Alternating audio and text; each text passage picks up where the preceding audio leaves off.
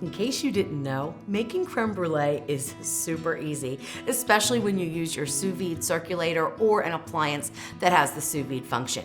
You only need a handful of ingredients, a whisk, a bowl, and some little canning jars, and you'll be on your way to making this fancy and delicious dessert.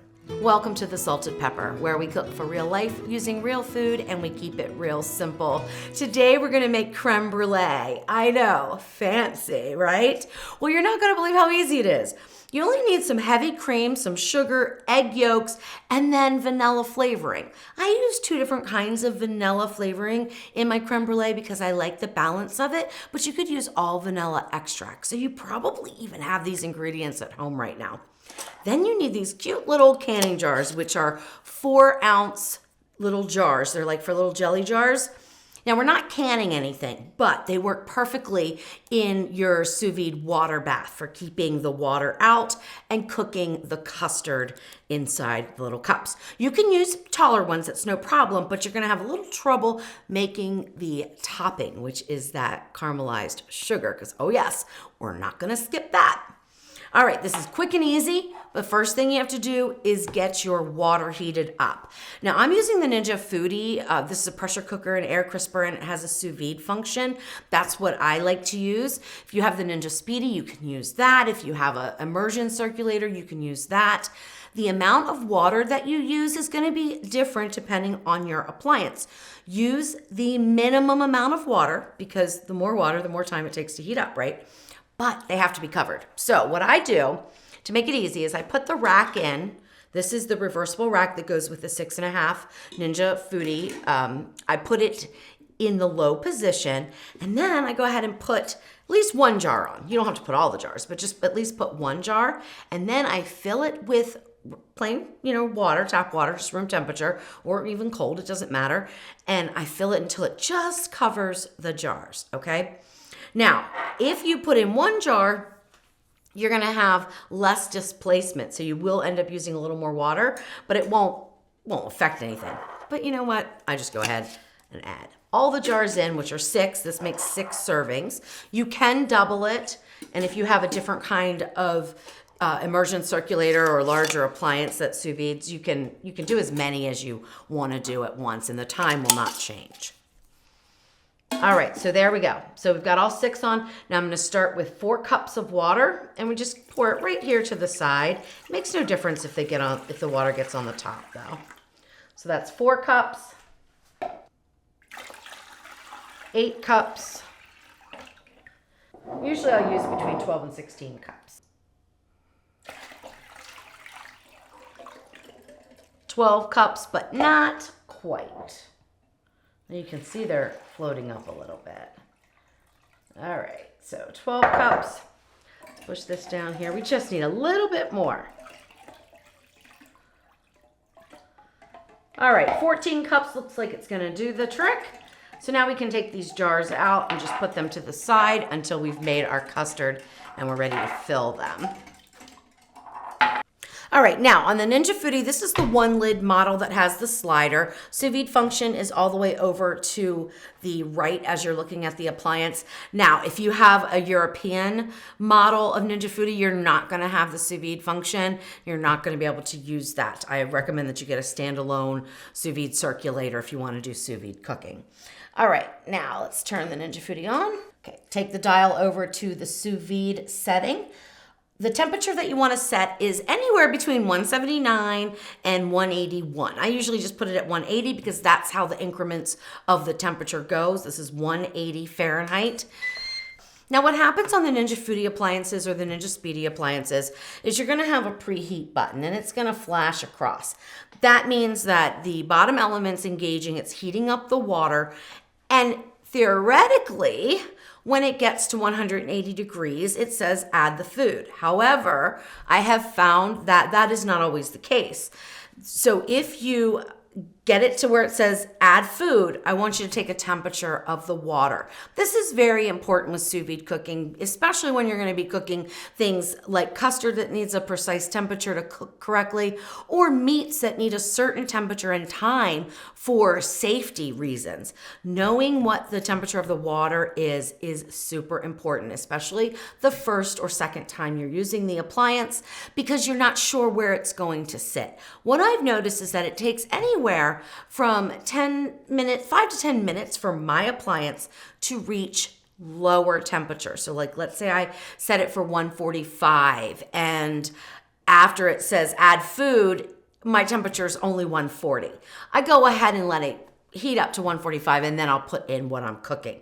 However, with these higher temperatures, like 180 that we're doing today, it can take 30 to 45 minutes for the water to heat up, okay? Depends on the temperature of the water going in, depends on if you used the Ninja Foodi right before you started to sous vide cook. It depends on a lot of things. So once it says add food, get an instant read thermometer. It doesn't have to be an expensive one, and test the temperature of your water. And that's what we're gonna do. But right now we're just gonna let it heat up. Now, if you have an immersion style circulator and you're using some sort of a container, you can sit your jars right on the bottom. In fact, you could sit the jars right on the bottom of the Foodi. However, you know the bottom of the Foodi is a little bit convex, meaning it's raised up in the middle. And so what will happen is your jars will sort of be slanted, and then you'll end up with an uneven top. That's why I use the rack or the basket when I want to keep things with an even top that are in these little jars. Okay, hopefully that made sense. Now let's get to making the custard, because it's super, super easy.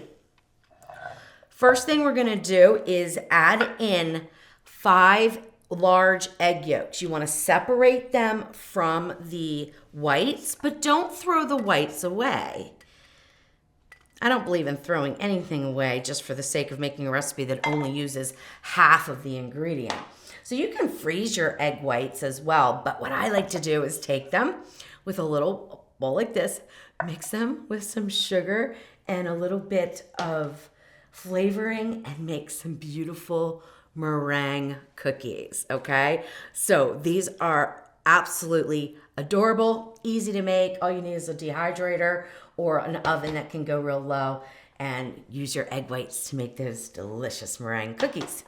All right, so to these yolks, we are gonna add in 1/3 of a cup of sugar and whisk it together so it is combined pretty well.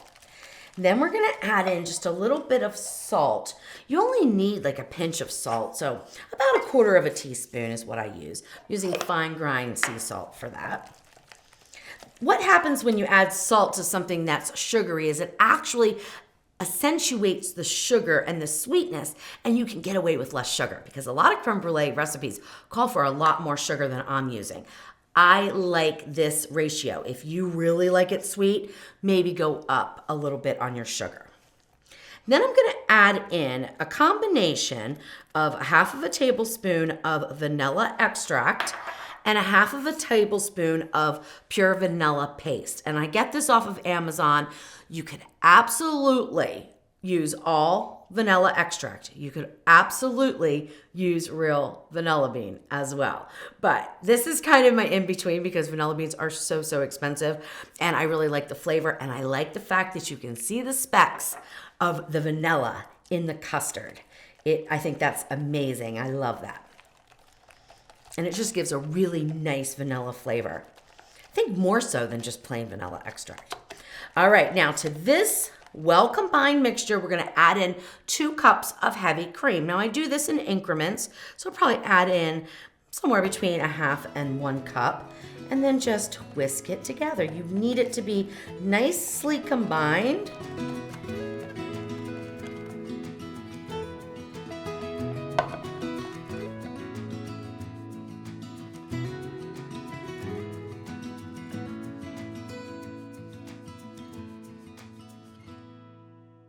All right, that's it. That is all there is to it. You don't need any special equipment or anything besides, of course, the sous vide machine. All right, now let's get our jars filled. What I do is just line them up here, and then simply pour until it reaches just below the tip. You want about 1/4 of an inch. That looks good. Then we want to put our rings together like that and go just hand tight, okay? You don't need to really tighten them down. You want the steam and stuff to be able to escape. All right, so perfect timing, right? We just got the add food, except for I can almost guarantee you it's not going to be up to 180. But let's take a temperature.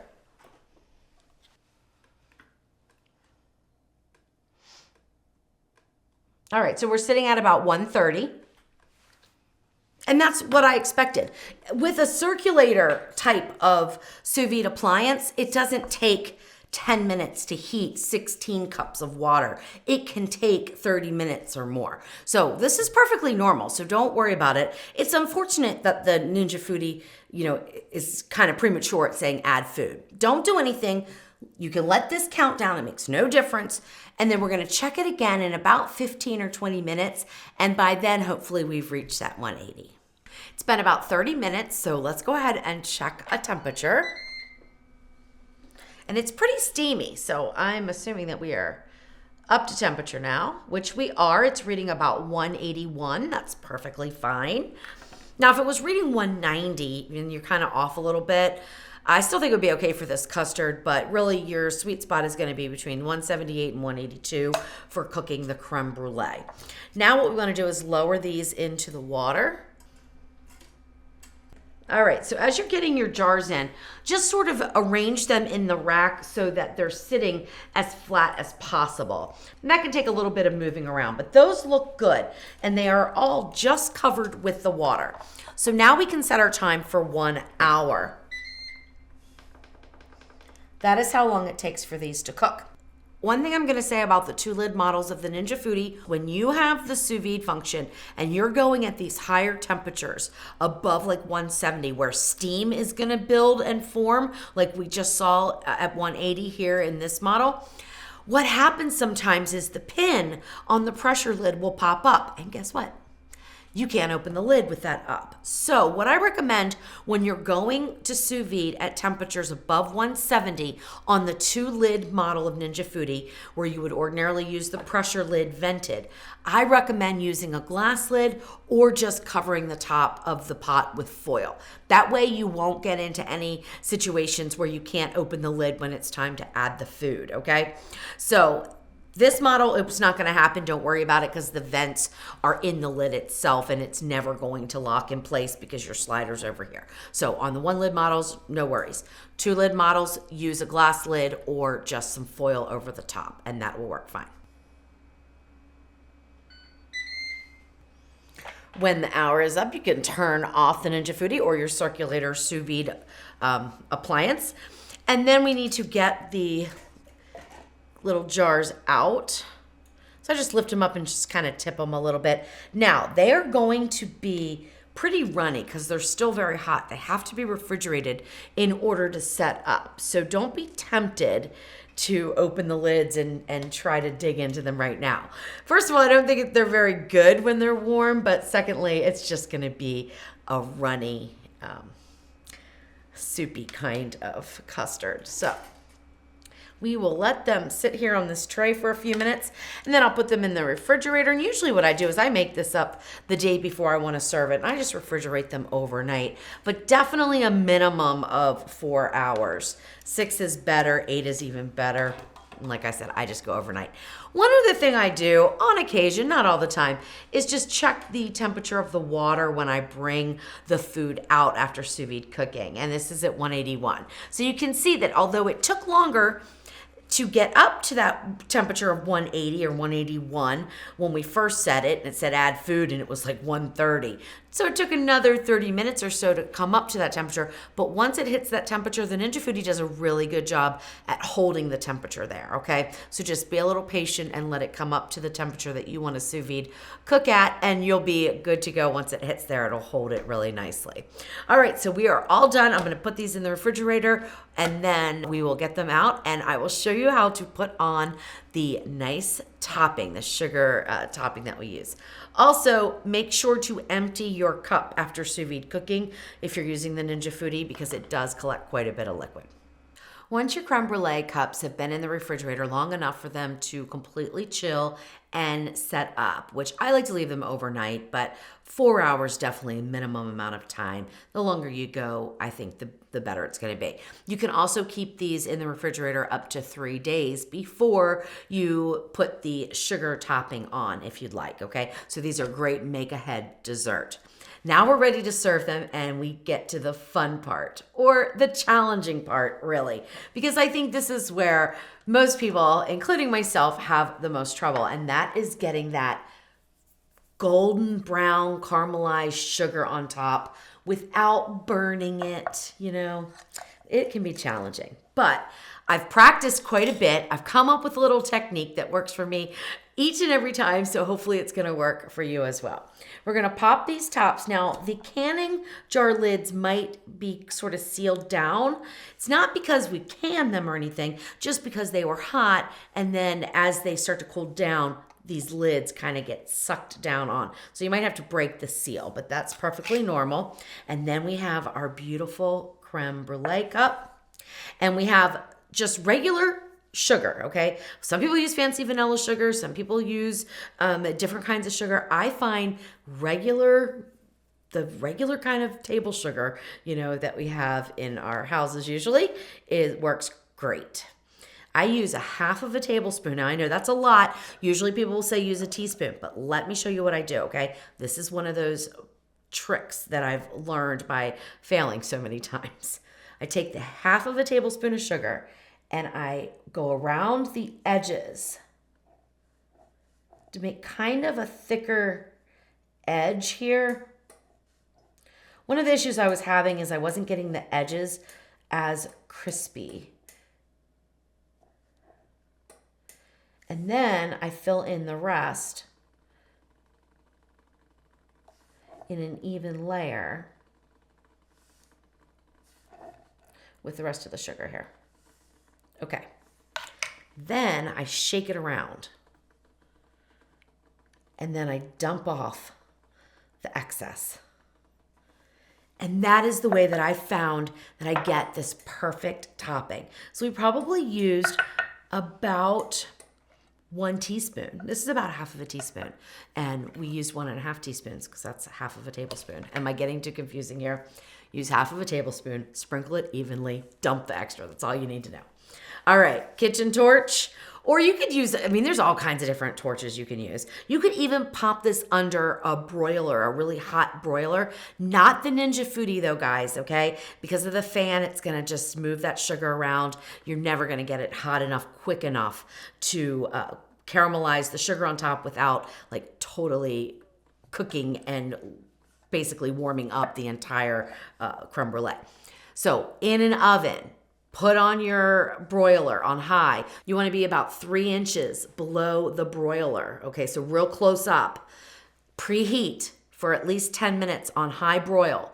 Then put your pan in and then leave the oven door open and watch them as they're broiling, okay? Because this can go from perfect to burnt in just, a split second. All right, here we go. Here we go. Ready? All right, get it going. And just start moving around. I am about 3 inches away. Make sure you get over on the sides. You will see it start to really bubble up and then brown up. And that is about what we want right there, guys. And it smells delightful.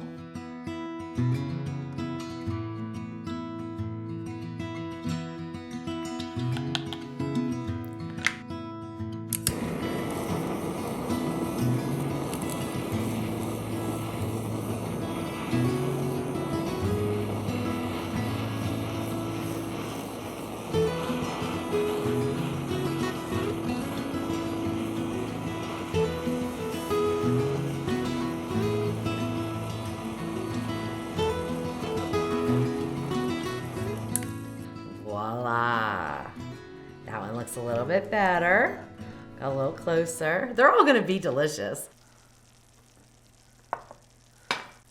All right, well, we went on high broil. I was about 2 inches from the top. If I lowered my rack one more, I would have been really far away, which maybe would have been better.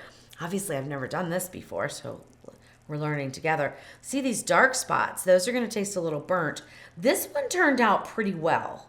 It's mostly caramelized. This one barely cooked at all, but it is like, you know, a crunchiness.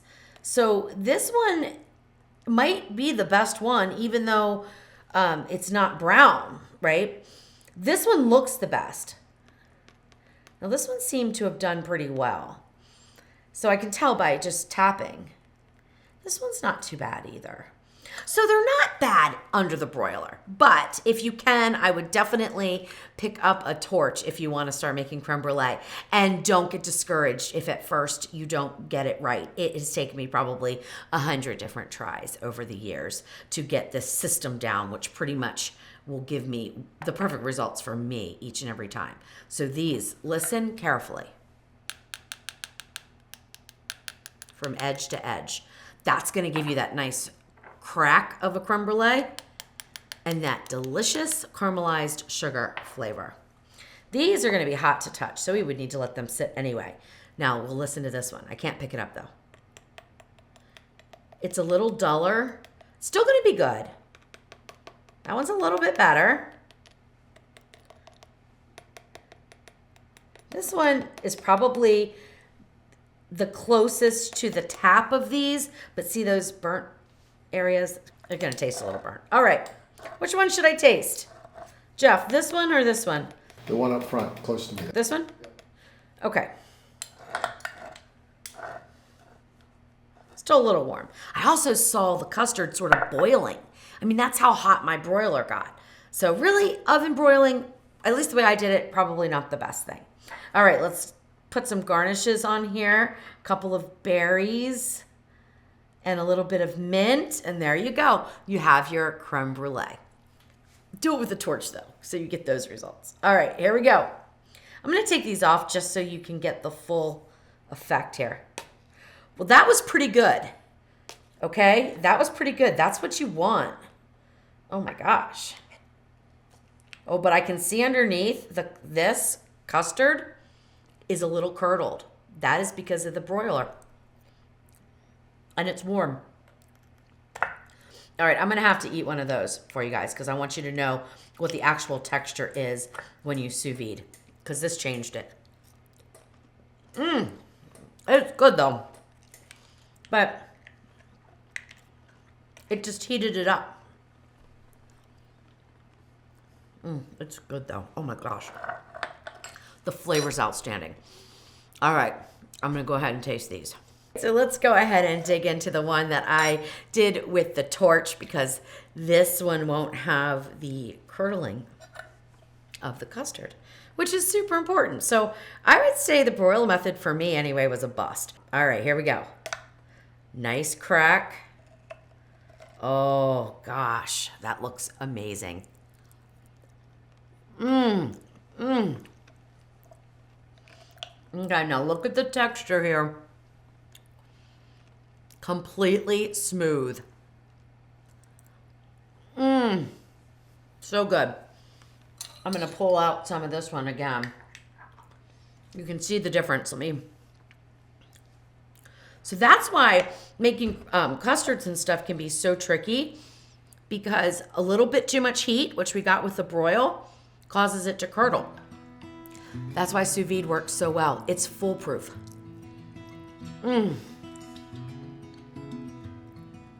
Let me tell you, this combination of flavors with the two different kinds of vanilla, this would beat out probably any creme brulee I've ever had at any restaurant. It is that good. Oh my goodness. So next time you want a fancy but super easy dessert, grab some of these 4-ounce jelly jars, make them up to 3 days ahead, practice a few times with your torch, and you'll be serving up beautiful creme brulee.